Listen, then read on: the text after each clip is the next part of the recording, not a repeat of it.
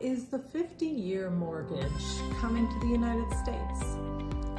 Trump has floated this idea out, and it's sparked some debate out there, some conversations which are really healthy around the affordability of doing such a change for mortgages, especially in markets like Phoenix, West Valley, where prices and rates have made it tough for first-time home buyers. This is Lisa Weber. I'm with Realty One Group, and we're going to have a little discussion about this today and about portable mortgages. So hang with me. So what does a 50-year loan actually mean? Well, just like our 30-year loan, it means that you would have a loan for a home for 50 years. What that in essence means is that you are going to have some, I guess, a lesser amount for the monthly mortgage. But what that means is also that you will have far less equity as you go along. So let's think about this. If you're having troubles affording a home right now, let's say the scenario is this. We have a purchase price of $400,000. That's pretty common around the West Valley on your lower end first-time home buyer homes. Let's say the down payment is 3%, so you're going for a conventional loan, and let's say that that's about $12,000 there. So your loan amount is $388,000. And we're going to assume a mortgage of 6.5%. It has been running a little lower than that, but there's no guarantee. So let's just use that for comparison. A 30-year FHA style scenario might mean that your approximate principal and interest is $24.51 per month. With taxes, insurance, and mortgage insurance, which FHA requires, you are looking in the range of $2,850 to $3,000 per month, kind of depending upon which city you're actually in. In a 50-year proposed scenario, you are now looking at about $2,550 to $2,700 per month. So that's a savings right around $230 to $300 a month. Wow, that sounds great on the front end, especially for somebody who's trying to work out those monthly expenses. However, over 30 years, that would be roughly $882,000 for that home if you didn't pay ahead and you stayed in that same home for your lifetime. Over 50 years, you are going to be paying roughly $1.3 million for that same home.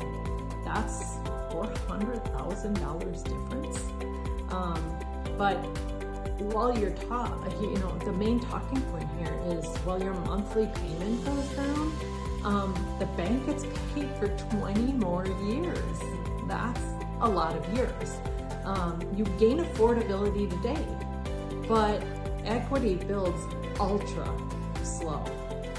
So this is what it means for first-time home buyers. You have a lower monthly payment. That's fantastic. And it is easier to qualify at that point as well. Your debt-to-income ratio is not as high.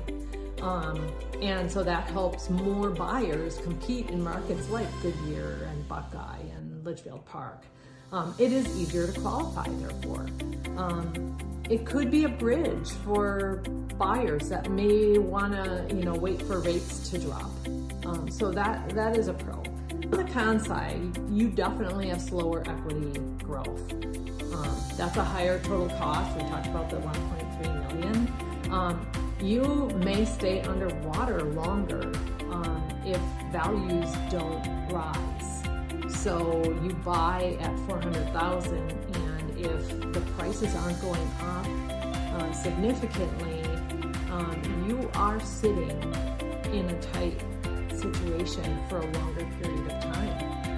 And what that means is that it might be more difficult to sell your home, let's say in 3 years, because you barely have any equity, and selling a home is going to cost you some money.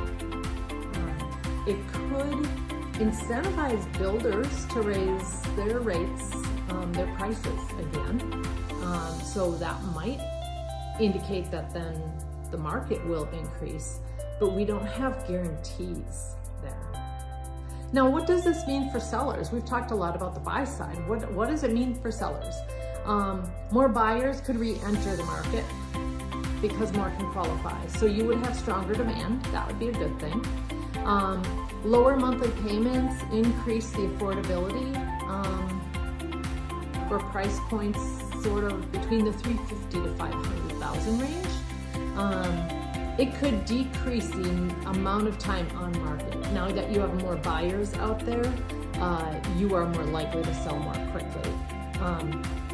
Sellers would definitely see more financed offers. Right now, that lower end sees a lot of cash offers, oftentimes from investors. So we might see more buyers that are going to stay in homes in that price range. What does it mean for investors? There's easier qualification if you're an investor.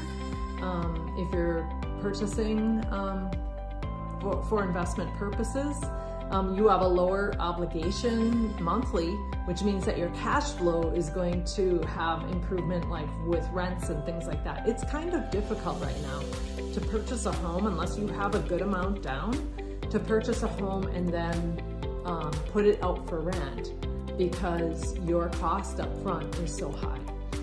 So it might push more long hold, buy and hold investors.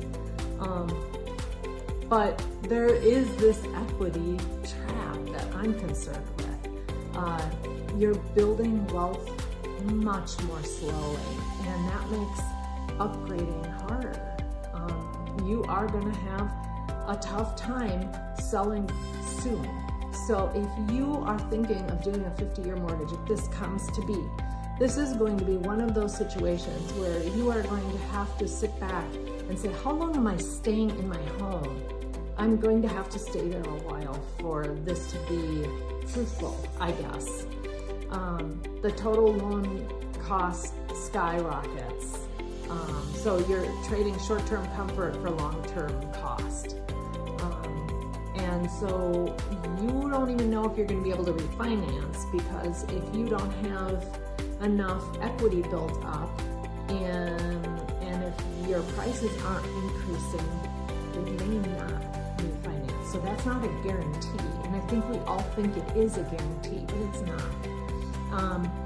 How could this affect the greater Phoenix area and particularly the West Valley? West Valley is fairly affordable already, especially in conjunction or comparatively to the East Valley. So it could increase demand at that entry-level position and those mid-tier price points. It could strengthen new build sales. So we might see some effect there. And it could potentially boost our prices, which is what we would hope would happen out of all of this. If prices rise faster than incomes again, though, affordability gains may vanish. So what does this mean at the end of the day? Your final guidance. A 50-year mortgage could be a tool, but it's not a solution. You need to consider your job stability, how long you plan to stay, and your future goals like upgrading, relocating, investing, that type of thing. For sellers, you are likely to see more activity, which is a good thing, better showing traffic, and it could mirror the effect of rate buy downs in a market. So that would be good for the sell side. My job is to help clients understand not just what lowers the payments today, but what builds wealth in the long run. Affordability should never come at the expense of long-term financial security, in my opinion. If you want to see how a 50-year mortgage would impact your budget specifically, or if you want to understand how this could affect buying or selling in the West Valley, reach out and let's run the numbers and let's see what would work for you.